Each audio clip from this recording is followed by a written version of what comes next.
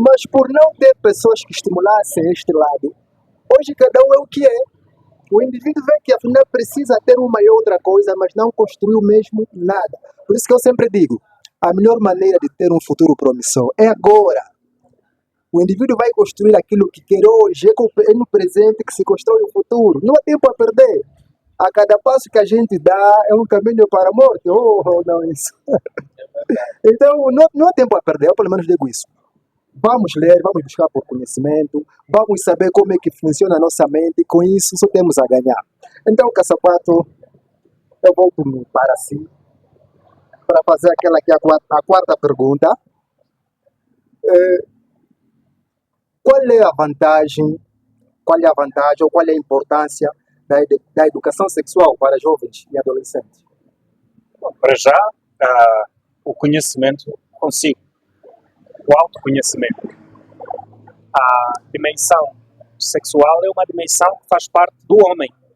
E se o homem tiver essa ideia de que isto faz parte de mim e souber desde cedo explorar essa componente, ele vai usufruir mais do que vai ter consequências. Portanto, estamos aqui a falar de um conjunto de benefícios que têm a ver com isso. Nós temos ainda um país que, como eu disse, se calhar já lá vamos, ainda é pouco amigo de conversas como estas sobre educação sexual, infelizmente. E as consequências disso estão na nossa sociedade. Eu conheço relatos de muitos jovens, conheço relatos de histórias até que foram dar em tragédia porque pressionados por uma gravidez que eles não desejaram. Os jovens não tiveram nem sequer apadrinhamento nisso e foram obrigados a viajar para ir procurar dinheiro. Muitos deles foram aí para o chipindo, para o garimpo, voltaram daí malucos, voltaram dali. Portanto, a consequência de uma educação sexual mal dada, ela gera uma reação em cadeia. Portanto, é mais ou menos um efeito dominó. Um derruba o outro e a coisa vai caindo. Os benefícios são quais? Você teria jovens muito mais conscientes. Eles saberiam que a sexualidade é uma dimensão que faz parte da sua vida e que tem dois lados, na mesma moeda, pode ter um lado bom e tem um lado mau. Depois, você não teria muita preocupação com as doenças virais, com as doenças sexualmente transmissíveis. Tem havido sondagens em Angola e tem havido uma testagem em massa para o VIH, porque acredita-se que exista muitos seropositivos ainda não identificados. Isso alarma, porque daqui a pouco os parceiros vão desconfiar uns com os outros, né? E nós não temos a cultura, por exemplo, de antes de ir para o noivado, ver o estado serológico do parceiro. Estamos a dizer que nós temos antecedentes. O tabu de que a jovem deve casar-se virgem já foi derrubado. Você não sabe com que pessoa está casada, se tem HPV, HIV-Sida, se tem gonorreia, se tem... Uma educação sexual bem dada tem o benefício de dar credibilidade à pessoa. Só para lhe dar um exemplo, há uma prostituta na Suíça que até hoje não se permite ser beijada. Não dá beijo na boca. Por quê? Porque aquilo que as pessoas mais informadas dizem é que o selinho, por exemplo, tem uma permanência de 3 dias. Mesmo que se lave a cara, o germe deixado pelo lábio do outro, e a boca é o maior produtor de bactérias, por excelência, deixa 3 dias de marca na pessoa. Se ela não quer um contacto deste, nem um contacto com fluidos, é porque é uma pessoa informada. Significa que, num país que não coloca a prostituição como crime, em Angola a prostituição não é crime. Crime é o lenicínio, que é quando alguém é cafetão e obriga as pessoas a trabalharem para vender o corpo e lucra com isso. Isso já é outra coisa. Mas uma pessoa que voluntariamente decide vender o seu corpo, por lei, em Angola, não é condenada. Estamos a dizer que até essas pessoas são vulneráveis porque não sabem quais são os riscos associados a essa atividade porque não receberam educação sexual suficiente para se prevenirem disso. Portanto, se você não dá uma educação sexual sólida, rígida para o homem, você tem uma espécie de bombas relógios andando porque cria-se uma cadeia de contágio muito grande, as pessoas não sabem aquilo que têm e depois os parceiros andam em constante desconfiança. Hoje em dia já se sabe que se alguém voltar e se detectar uma doença sexualmente transmissível, a tendência do parceiro é de dizer que foi infiel, quando pode ser o próprio parceiro que transmitiu isso. Portanto, Eu sou de uma geração que não teve essas conversas em casa, não falamos sobre ciclo menstrual, as meninas também não, em casa, e depois sou de uma geração que veio se frustrar. Por quê? Porque tudo que teve a ver com sexualidade teve noção de perigo sempre. Se fizer, já sabe. E eu penso que é por causa desse nível de informação, que é um nivelamento por baixo, porque não nos querem ver desenvolvidos também, se o fazem intencionalmente, que nós temos jovens que até agora, em relação ao casamento, estão muito indecisos. Porque se você tem um ser humano que não faz terapia, e Freud, pelo menos, é claro em dizer que muitas das relações que o adulto vai desenvolver, se for uma mulher, resultam da sua relação na infância com o pai, e se for um homem, da sua relação na infância com a mãe. Se não tiver havido estágios e etapas bem completadas, no fundo, você vai ter um parceiro que ou quer a mãe dele, né, no trato consigo, ou acha que você lhe recorda muito a mãe e quer fugir de casa. Portanto, os benefícios são psicológicos, afetivos, de saúde. Não estamos a falar apenas de sida e etc. Não, é que essa pessoa não vai se sentir bem consigo mesma enquanto não tiver conhecimento sólido sobre a educação sexual. Você vai ter uma sociedade frustrada. E já há especulações de que, por exemplo, os ligados ao seu ramo, eu espero não estar enganado, que estão a fazer direito, têm pouca tendência de se casarem. Então, o indivíduo vai trabalhar num cartório, etc., conhece a lei, o Código da Família, e mas ele se omite. Por quê? Porque, de um lado, eles não receberam, se calhar, aquele aprimoramento e ele vai dizer sexo para quê? E, às vezes, são pessoas frustradas, já tiveram uma experiência de o primeiro filho, o segundo, o terceiro, virem sem planejamento nenhum. Mas isso, este lado que o amigo Godinho falou, da falta de educação financeira, você tem alguém que está entre a cruz e a espada. No lado da sexualidade não teve êxito e no lado de lidar com dinheiro não teve êxito. Frustração tremenda. Tremenda. E tudo piora quando a mídia vai noticiar um ticoteme, etc., dizer que tem muitos filhos. Aquilo é um incentivo. Não devia haver publicidade a respeito das pessoas que fazem muitos filhos. Exatamente. E existe uma lei sobre isso, que é aqueles que se suicidam, aqueles que praticam atos reprovados não deveriam ser noticiados. Okay? Então, existem uma série de... Nós só saímos a ganhar quando damos às crianças essa educação sexual e só saímos a perder quando eles não a têm, porque nós temos indivíduos debilitados. E lembre-se que a sexualidade tem a ver com a maneira como falamos com nossos chefes, a nossa postura no trabalho, a voz que nós vamos usar com os funcionários, é tudo sexualidade.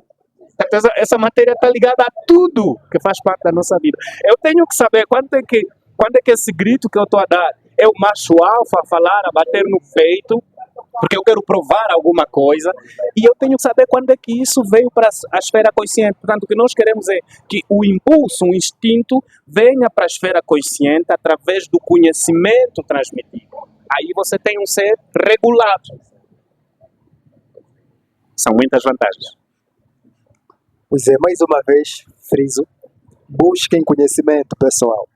Alguém já me tinha dito o seguinte: Edvan, invista em ti, porque você é a melhor empresa do mundo. Sem você, nada funciona, nada acontece. Então, o maior investimento que a gente pode fazer é este: muita leitura, buscar autoconhecimento.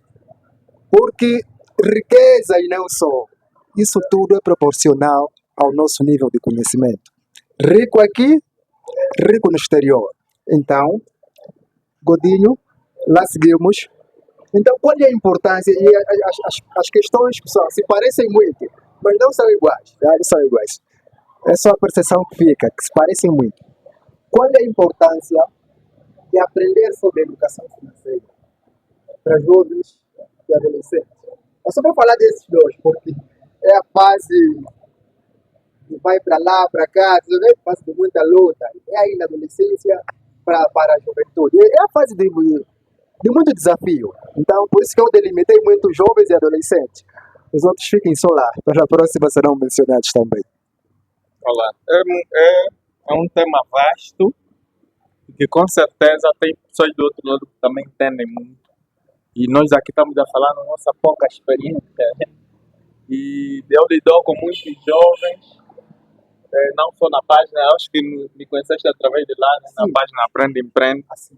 E a maior dificuldade é mesmo o agir, né, também, que eu coloco sempre. É necessário usar bem os recursos que Deus coloca na nossa mão.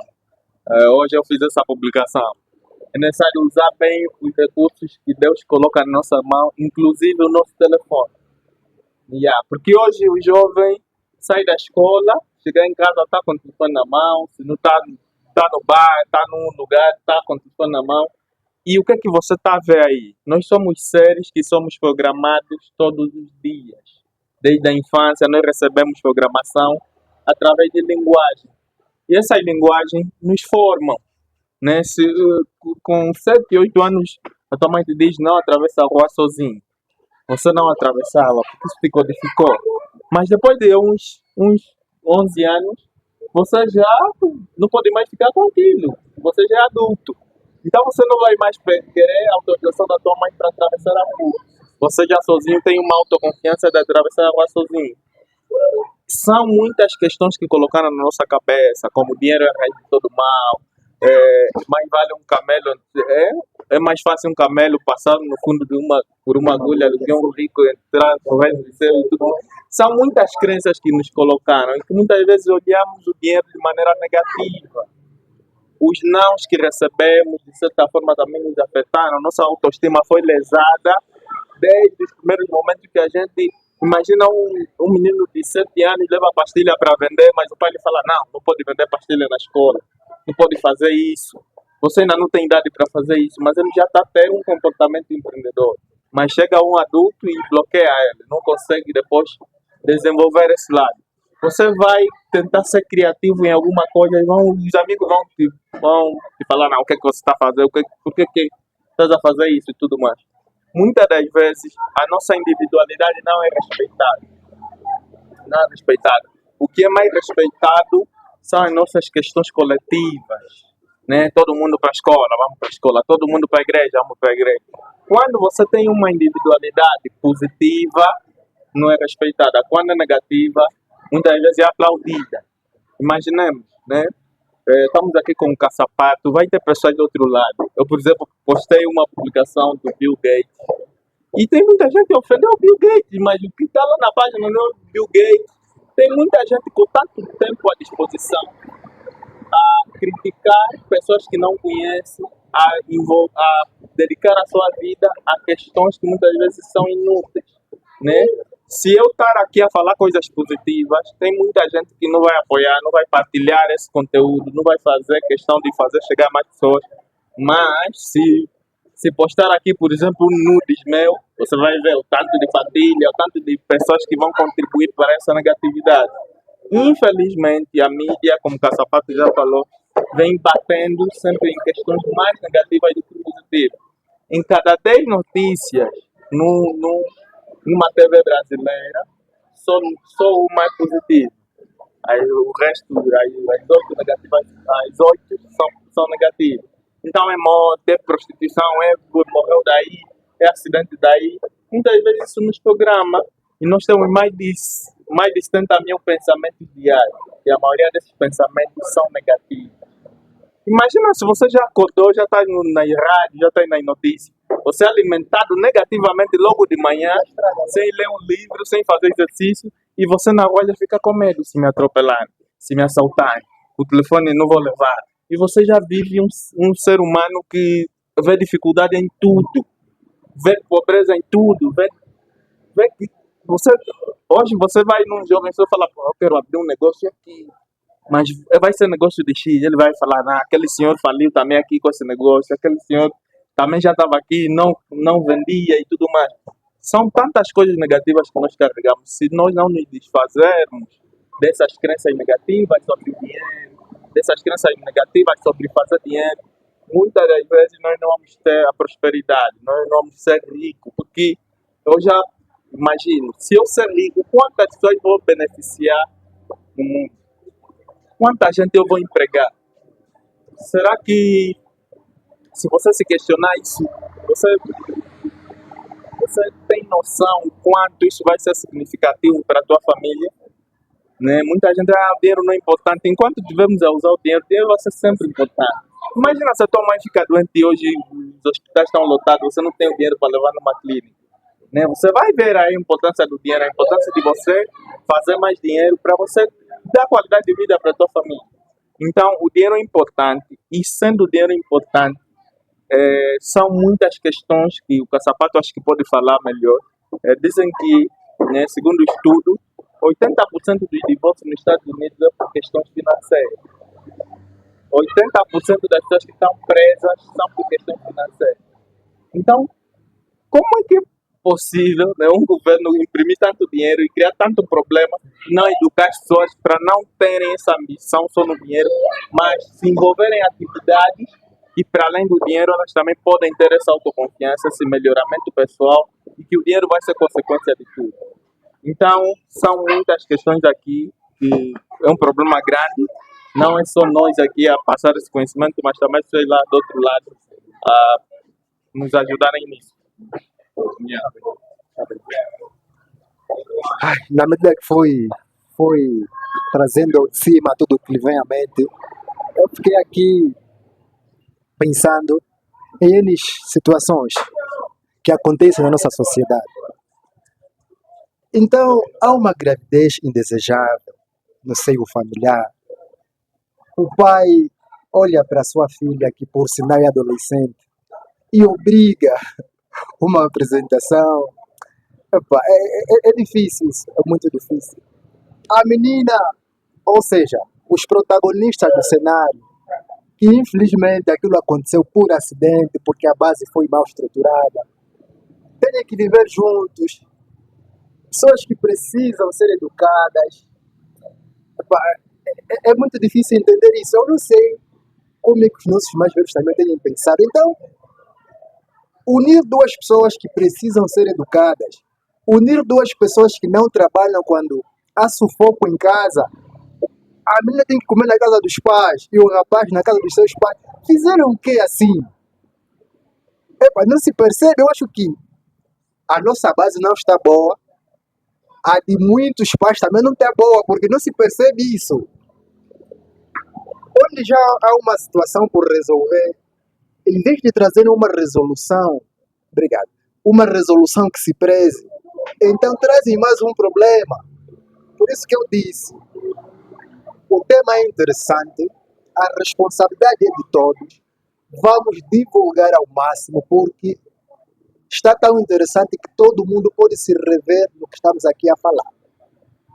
Voltamos ao nosso sociólogo com uma outra questão, que a mulher vai parecer mais uma vez parecida com as demais, mas não é.